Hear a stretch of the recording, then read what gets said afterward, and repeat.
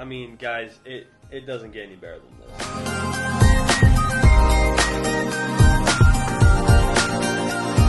What's up, YouTube? Today we're going to be reviewing set 75257, the 2019 Rise of the Resistance Millennium Falcon. So guys, this set currently retails for 165 USD.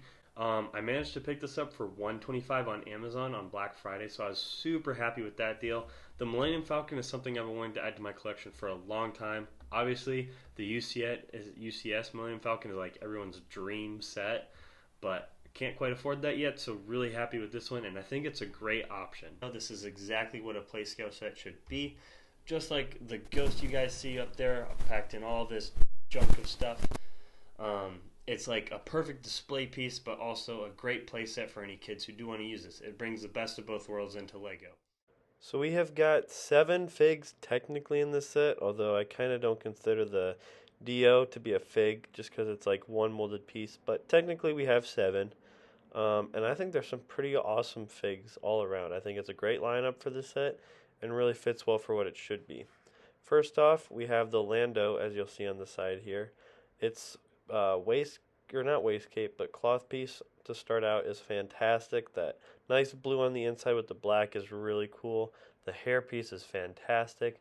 And then as you get a little closer, you'll see he's got the even gray detailing on his mustache and eyebrows, which I think really just adds that extra amount of oomph for this character.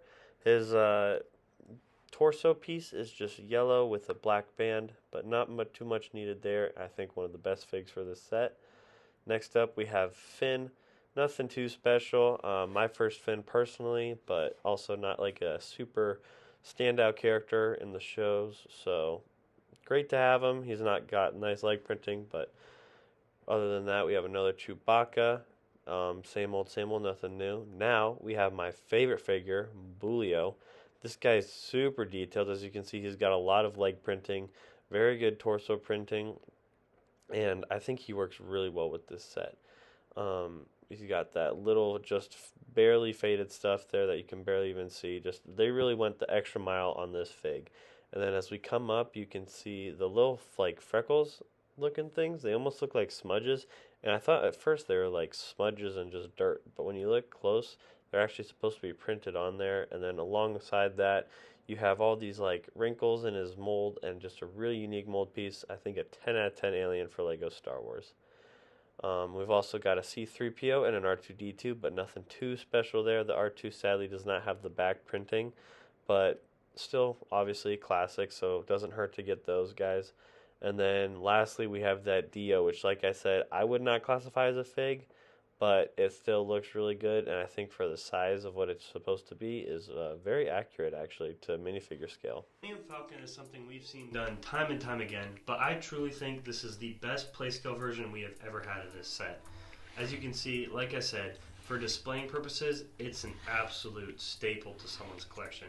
It looks absolutely fantastic. Still has all the details you want in the Millennium Falcon. All of these intakes all around it are great. Wasn't too many sticker pieces for a set this big, but the stickers they do have really add great details to the set. You've got the 360 cannon that also can go up and down.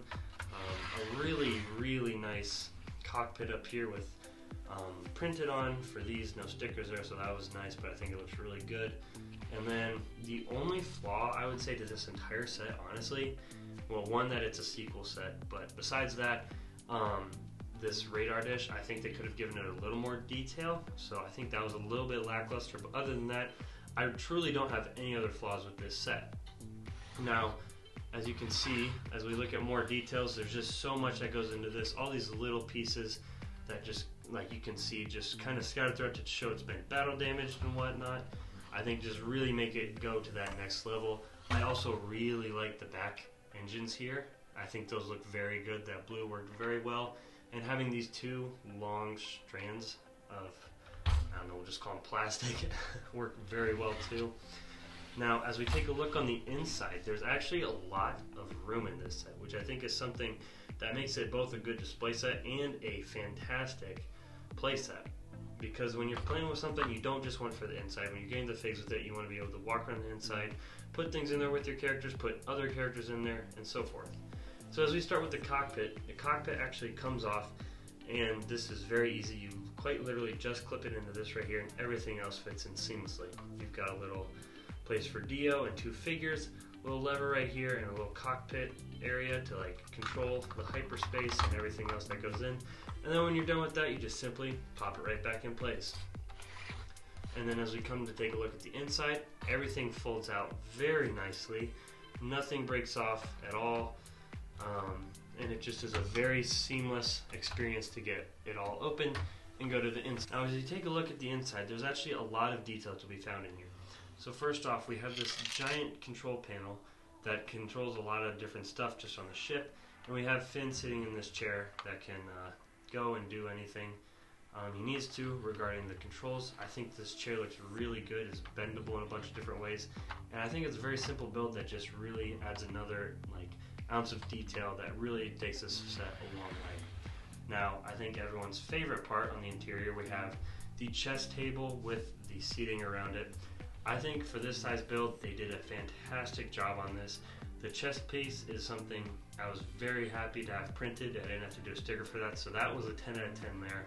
And I think the chairs look really good around it. This is definitely something that is so iconic to the movies, especially the Millennium Falcon, and really takes the set that extra mile. Now as we come to the back, we have some beds, as well as the hyperspace engine, which I think is obviously small for scale, but it's still a really cool detail because it looks very well. I'm just realizing I now forgot to push that in, so we'll do that. But we also got some random intakes, some storage, a little place to cook, which I think is a very good detail. We've got these little walkways under, which I found are actually the best places to put your figures, because when these bend down, if your figures if they're sitting, it's fine, but if they're standing up right around here, their heads will hit this. It could chip them or dent the molds on characters like Bulio or so forth. So I found the best places to put them are actually in these walkways, because they still look very good for displays, but they fit very nicely in there, which I think is a great thing you can do with this set. Now, this is so much interior space. I mean, we never get this much interior space on a ship, especially nowadays, and I really like to see this. I mean, if you open this up, you can put easily 20 figs plus in here. So that is really cool to see. You can fit another 3 in the cockpit, as we said, and I just think there's so much room in here that it makes a perfect playset for any kid wanting to buy it. And then guys, as we put some of the figures back in here, I'll actually show you some of the other play features in this. So this side drops down, and it becomes a little ramp to go out, and then to push back up, you just very easily click it back in there. Like I was saying, you can fit so many figs in here so nicely. We're going to put C-3PO and R2-D2 right there, and then we'll throw Chewbacca in the front. Now, I will say, what did I say about breaking off, guys? I promise it's not that easy. But I will say, the one thing I don't understand, so this flips up, and then this comes out. This slides right in here, but guys, I have no idea what this is supposed to be. So if any of you know down in the comments what this is supposed to be, it goes right here in the middle of the ship like that. I genuinely have no idea what it is. I can't say it's good or bad. I just have no clue why it's there. But, I mean, that's there. So let me know what you guys think about that. We'll close all this up after getting our figures back in there.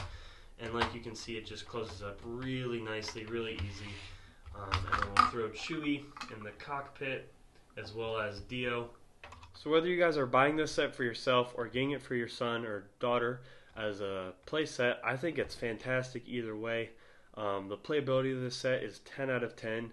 Something super iconic that all kids will enjoy. And for collectors like me, it just looks really good. You can display it up on a wall as such, which is probably what I'm going to do. I think it looks really good that way. You can put it at an angle, which is another way you could possibly do it. And even just displayed next to other ships, it looks very good. For example, this is the Ghost, which I bought for $160, and this also retails for $165. So for the only $5 increase, this honestly is a better bang for your buck. I personally like the Ghost better just because of the shape of the ship and the colors.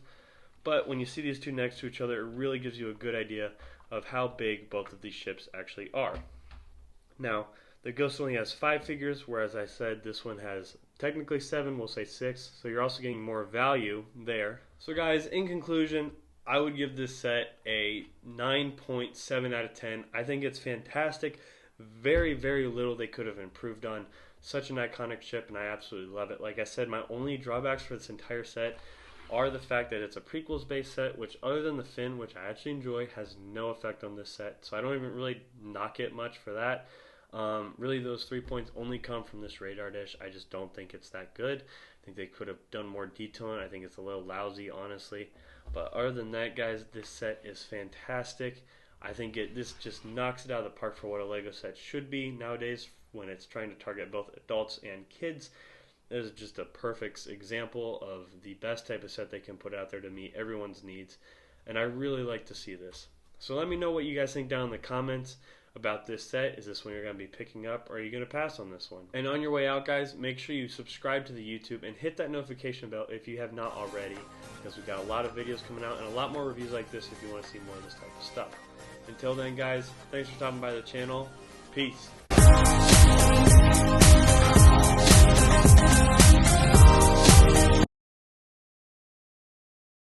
What's up, YouTube? Today we're going to be reviewing...